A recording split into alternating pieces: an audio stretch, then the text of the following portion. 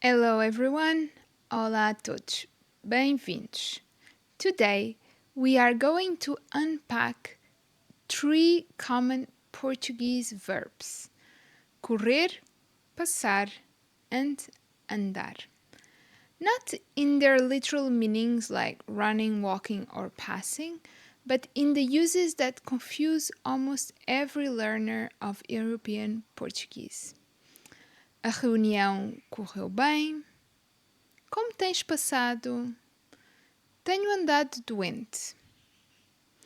If you translate these word by word, they don't really make sense. But for native speakers, they sound completely natural. By the end of this video, you will understand what each verb really means and how it is used, and most importantly, how to know which one to choose in real life. But before we dive in, if you are learning European Portuguese and want explanations that go beyond grammar rules, make sure to subscribe to the channel and join the newsletter. Each month, I will share with you a new article and a very curious story about Portuguese culture. I share extra examples, summaries, and sometimes I also share practice material there. So go to my website, you can find the link in the description below or in my profile. And without further ado, let's get started. The first verb we start is correr. Correr means how an event turned out. Let's start with this example. A reunião correu bem. Normally, correr means to run, but here it has nothing to do with physical movement.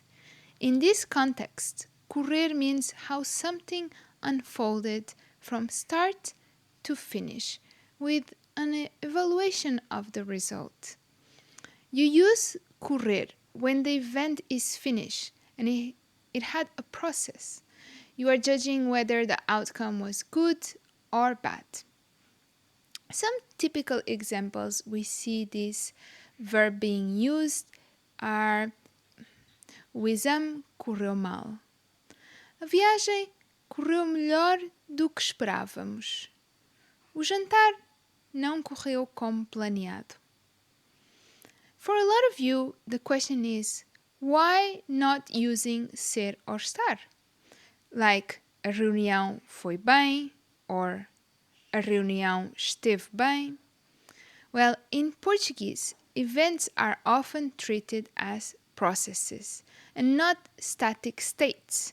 So the correct way would be to say a reunião correu bem and using correr. And the question might be how to use correr. Am I evaluating how an event turned out? If yes, then you choose correr. Now we talk about passar. How you have been over time.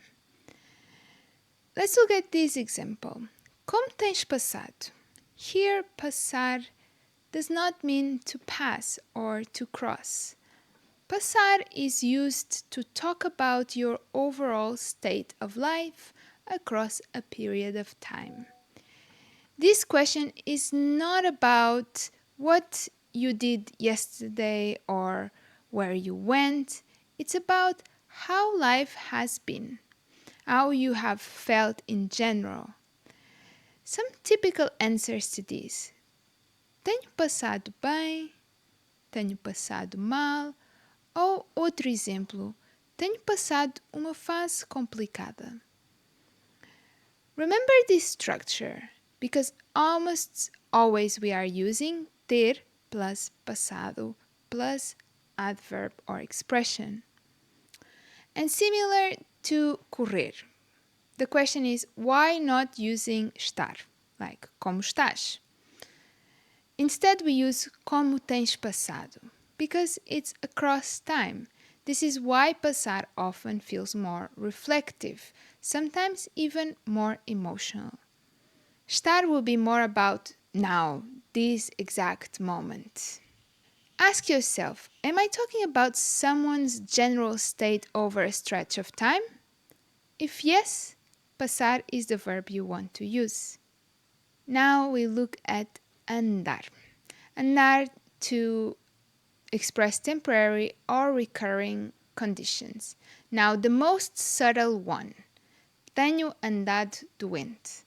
Here andar has nothing to do with walking. The core meaning in this use andar is expressing a temporary condition that has been happening recently or repeatedly. It's not permanent and it's not just happening right now. Typical examples. Tenho andado cansado. Ele anda estranho ultimamente. Ando sem paciência. This one also comes very interestingly with the examples of physical states, like sou doente, permanent, estou doente, at this moment, or tenho andado doente. This will be more lately, on and off. This use of andar spreads the state across time without fixing it to a single moment. Ask yourself, is this a temporary or recurring condition over a recent period? If yes, andar is the verb you want to choose. So now let's put everything together. We have correr, which evaluates how an event turned out. For example, a apresentação correu bem. We have passar, which describes how someone has been over time. For example, tenho passado melhor. And we have andar. This one describes a temporary or a recurring condition. Tenho andado desmotivada.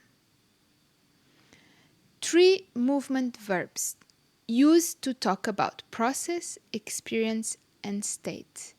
These are the main characteristics that make them so specific and so important to understand.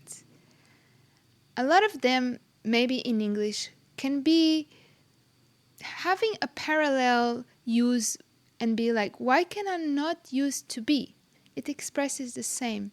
But here's the key.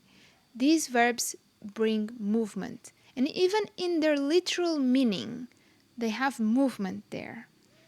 So this also then reflects to the idea we want to express. It's not one specific time.